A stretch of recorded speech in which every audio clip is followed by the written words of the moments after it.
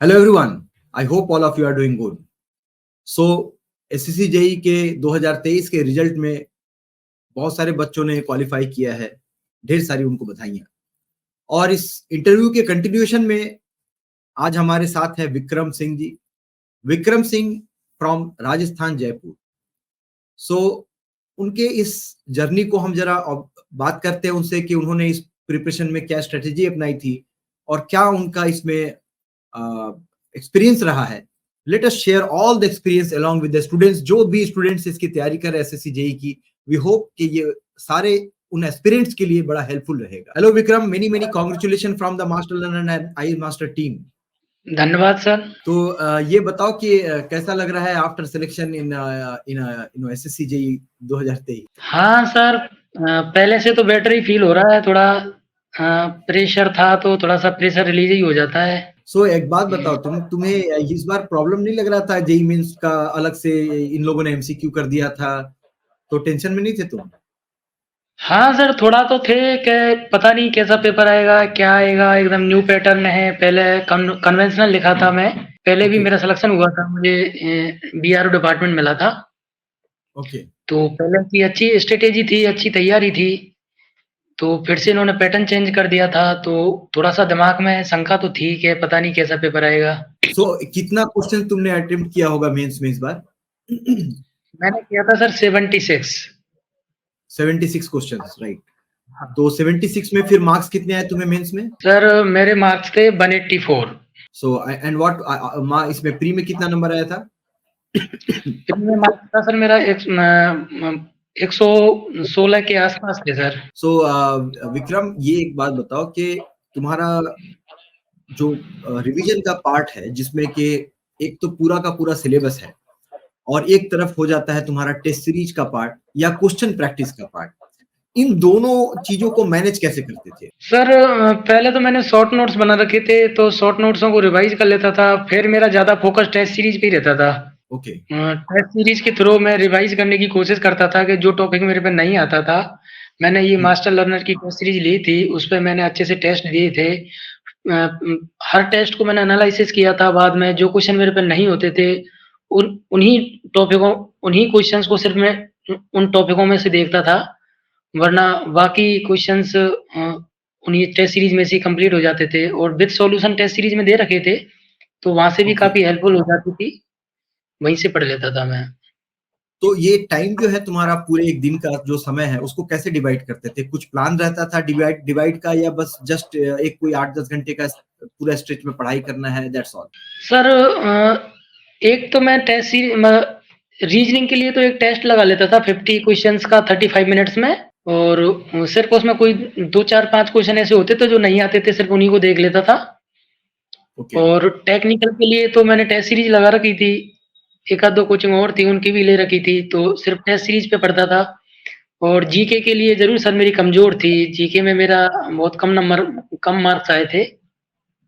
तो वो जरूर सर मैं इधर उधर से ही जैसे तैसे करके, नहीं ऑनलाइन प्लेटफॉर्म पे कभी पॉलिटी की कुछ क्लास देख ली, कभी साइंस की कुछ क्लास देख ली।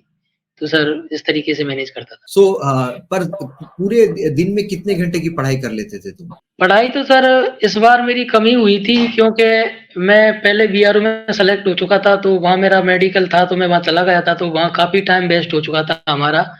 उसमें उसका मेडिकल थोड़ा सा टफ रहता है, तो वो तैयारी भी करनी होती है, दौड़ भी करनी होती है 1600 मीटर की। तो उन चीज़ों की वजह से थोड़ा सा डॉक्यूमेंट्स भी रेडी करने होते हैं, डॉक्यूमेंट्स भी तैयार किए थे, तो उन चीज़ों में काफ़ी टाइम लग गया था। तो वहाँ से मेरा 16 अगस्त को वहाँ बुलाया था। 16 अगस्त के बाद मैं 25 अगस्त को वहाँ से आया था। तो 1 मंथ सवा मंथ का सा टाइम मिला था, तो उसी में मैंने प्रिपरेशन की थी। तो थोड़ा सा टेस्ट सीरीज के थ्रू ही गया था मैं। किताब नहीं पढ़ पाया था, किताबों के लिए मुझे ज़्यादा टाइम ना मिला था। तो टेस्ट सीरीज के हिसाब से ही मैंने प्रिपरेशन की थी। इसका मतलब यू आर क्वाइट कॉन्फिडेंट। अब कम से कम अपने ऊपर इतना कॉन्फिडेंस था कि चलो कम से कम जो मैंने पहले पढ़ा है और साथ में अगर मैं टेस्ट सीरीज के ऊपर थोड़ा ज्यादा फोकस करूंगा तो मैं इसमें अच्छा कर जाऊंगा, राइट? हाँ, हाँ, हाँ। आई हाँ होप सर, कि अगर मतलब शायद, yes yes please. Sir mains में मतलब काफ़ी बाई लक मेरा पहले भी खराब रहा था, और अब के भी मेरा थोड़ा-सा खराब ही रहा था। 3-4 क्वेश्चन ऐसे थे जो बिल्कुल अच्छे से थे, पर प्रेशर की वजह से एग्ज़ाम में थोड़ा-सा प्रेशर रहता है, तो उस वजह से थोड़ा-सा उनको मैं नहीं टिक कर पाया था, वरना और ऊपर चला जाता। पर एक एक बात यहाँ पे बहुत इंपॉर्टेंट है। अगर टेस्ट सीरीज के साथ मेरा ये मानना है कि तुम्हें थोड़ा और वक्त मिल गया होता, जिसमें तुम थोड़ा अपना और सिलेबस का रिवीजन कर सकते थे, तो ऑब्वियसली शायद यहाँ से बेटर और अपॉर्चुनिटीज मिल सकती थी। हाँ, हाँ, बिल्कुल सर, बिल्कुल, बिल्कुल सर, बिल्कुल।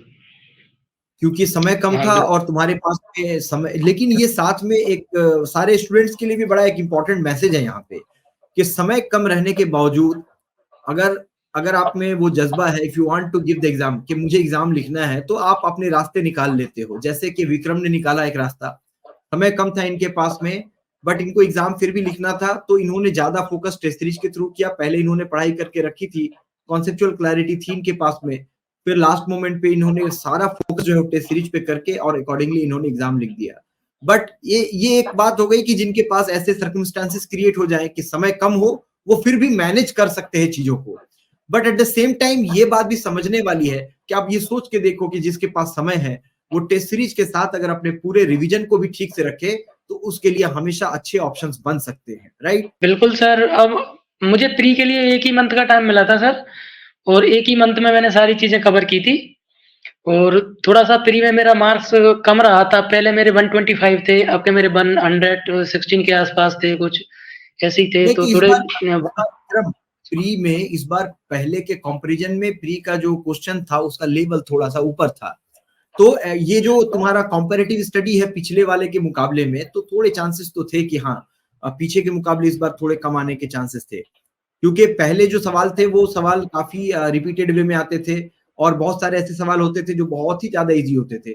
इस बार क्या है, वो नॉर्मल जो रिपीटेड वाले होते हैं, इजी होते वो तो थे, बट अलोंग विद दैट कुछ percentage of statement question, assertion reasoning के क्वेश्चन, थोड़े कॉन्सेप्चुअल क्लैरिटी वाले क्वेश्चन, उनको इंक्लूड किया गया था इस बार। वो भी था सर, एक सर जैसे मेंस की स्ट्रैटेजी में थोड़ा-सा न्यू पैटर्न था, किसी को पता भी नहीं था। टेस्ट सीरीज़ों में भी चीज़ें न्यूमेरिकल बेस पे ज़्यादा दी गई थी। मैं भी ये सोच रहा था कि जब पहले मेंस लगता था तो 60% न्यूमेरिकल आते थे और 40% थ्योरी आती थी। तो अब ओके। मेरा टारगेट ये था, अब मैंने ये सोचा था कि शायद 40% न्यूमेरिकल आएँगे, 60% थ्योरी आएगी। तो मैं सोच रहा था कि आउट ऑफ 100 क्वेश्चन 40 क्वेश्चन तो न्यूमेरिकल मिलेंगे ही कम से कम। तो मेरी जो स्ट्रैटेजी थी वो 40 न्यूमेरिकल के हिसाब से थी, और पेपर आ गया थ्योरेटिकल। 80% थ्योरी थी, 20% न्यूमेरिकल थे, तो उस वजह से भी थोड़ा-सा स्ट्रैटेजी में कुछ कमी रह गई थी सर। विक्रम, एक्चुअली में 120 मिनट में 100 क्वेश्चन बनाने हैं, 2 घंटे में 100 क्वेश्चन बनाने हैं मेंस में। एक क्वेश्चन के लिए अगर देखा जाए तो करीबन 1 मिनट 12 सेकंड का समय है तुम्हारे पास। तो 1 मिनट बिल्कुल 12 सर। सेकंड में जो लोगों ने हाइप बना रखा था कि बहुत सारे न्यूमेरिकल आएंगे, ये सब एक्चुअली में ठीक नहीं था। क्योंकि वो 1 मिनट 12 सेकंड में कैसे सवाल को किया जा सकता है, ये खुद से इंसान सोचे तो समझ में आएगा। थोड़े बहुत कॉन्सेप्चुअल क्लैरिटी वाले क्वेश्चंस हो सकते हैं, कुछ न्यूमेरिकल क्वेश्चंस हो सकते हैं, बट बहुत ज्यादा डिफिकल्ट क्वेश्चन, सारे क्वेश्चंस नहीं होंगे। There will be some few question. In fact अगर कोई लेंदी क्वेश्चन होता है तो वो उस मोमेंट पे छोड़ ही देना चाहिए, ताकि वो उसके चक्कर में और बाकी जगह तुम्हारा टाइम का वेस्टेज ना हो। तो प्रॉपर अगर प्लान स्ट्रेटेजी रहे तो आई थिंक कि ये कोई बहुत बड़ा इशू नहीं है। और जेईई मेंस में आने वाले समय में भी मैं ऐसा सबको बताना चाहता हूँ कि जो बच्चे ऐसा सोच रहे हैं ना कि मेंस का नया टाइप का डिजाइन हो गया, ऐसा कुछ नहीं है। सेम आपका प्रिपरेशन रहना चाहिए। आपके प्रिपरेशन में कॉन्सेप्चुअल क्लैरिटी है अगर, और न्यूमेरिकल आपका हमेशा 25% 30% से ऊपर नहीं जाने वाला है। अदरवाइज वो कितना सॉल्व करोगे, तुम कितने भी कैलकुलेटर को यूज करके सॉल्व करोगे, फिर वो 2 घंटे के अंदर में 100 क्वेश्चन को सॉल्व करना बहुत डिफिकल्ट हो जाएगा, राइट? तो ये सबके लिए होगा फिर। वो तो सही है सर, पर जैसे जो भी टेस्ट सीरीज़ लगाई थी उसमें कम से कम मुझे 40-50 क्वेश्चन तो मिल रहे थे। 40-50 हाँ, वो न्यूमेरिकल तो मुझे मिल रहे थे, तो मैंने सोचा था कि वो एक्चुअली क्यों होता है उसका कारण है, क्योंकि प्री बच्चों ने लिख रखा है और प्री में मोस्टली सारा का सारा थ्योरेटिकल ज्यादा होता है।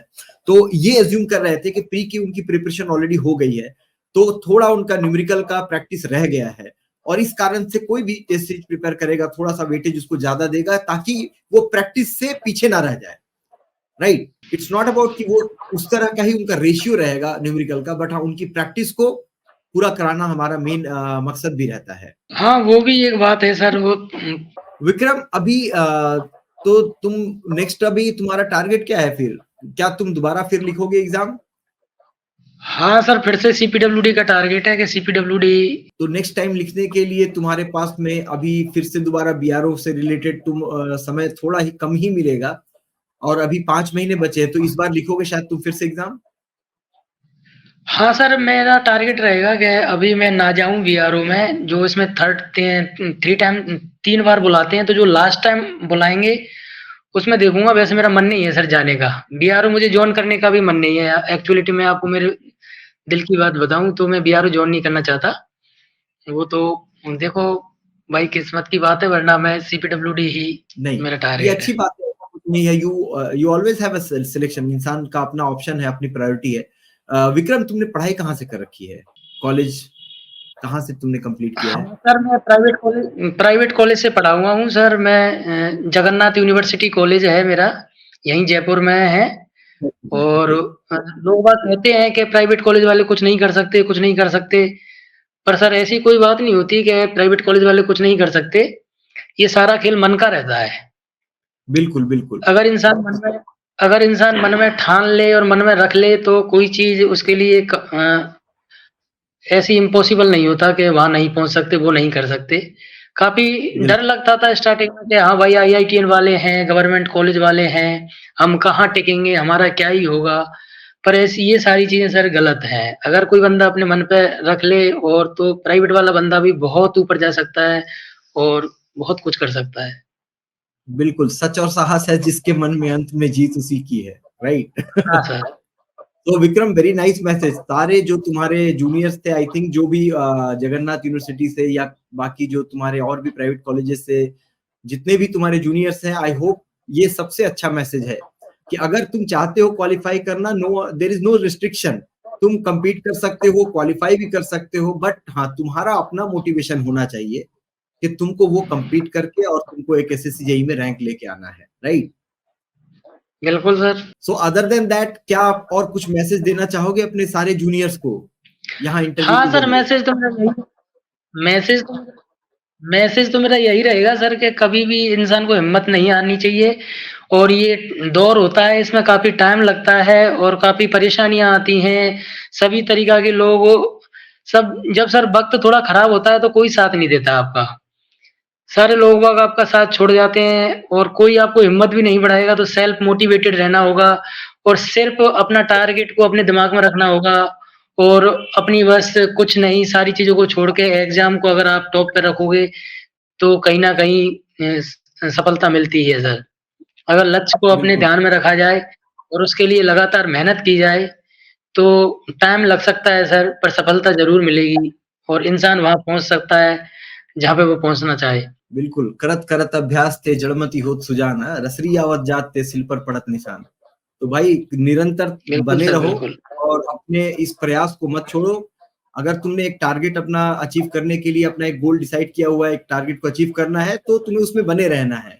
So very nice talking to you बिल्कुल, विक्रम, बहुत अच्छा लगा तुमसे बात करके। और तुम्हारे फ्यूचर के लिए हमारे पूरे मास्टर लर्नर के टीम की तरफ से बहुत ढेर सारी बधाइयाँ। हाँ, धन्यवाद सर। एक लाइन और बोलना चाहूँगा सर मैं, कि all our dreams can come true if we have courage to pursue them. हमारे सारे सपने साकार हो सकते हैं, अगर हम उन्हें हासिल करने का हिम्मत रखते हैं और हौसला रखते हैं तो। बिल्कुल। सो इसी हिम्मत और हौसले के साथ we encourage all the student कि अपनी हिम्मत हौसले को मत तोड़ो, एंड यू जस्ट अपना बेस्ट दो, अपने से जो मेहनत करने का जो जज्बा उसको जारी रखो। अपनी मेहनत में कमी मत करो, अच्छे से प्लान करो, स्ट्रेटेजी करो, अपना बस पूरी मेहनत लगन के साथ पढ़ाई करो। एक ही बात है सर, कि अपने दिल पे हाथ रख के ये कह सकें कि भाई मैंने मेरी कोई कमी ना रखी, मैंने मेरा पूरा 100% दिया। बस अपने आप से एक ही क्वेश्चन करना चाहिए हर स्टूडेंट को, कि हाँ भाई, मैंने मेरे दिल पे रख के कि हाँ, मेरे में कोई कमी नहीं छोड़ी। बाकी देने वाला तो ऊपर वाला होता है सर। पहले एसएससी जेईई मेंस लिखा था मैंने, मेरे 4 न्यूमेरिकल हैं, एग्जैक्ट आंसर मैच कर रहे हैं, पर मुझे 15 में से 5-5 मार्क्स दिए गए थे, वरना मुझे पिछली बार ही सीपीडब्ल्यूडी मिल गया होता।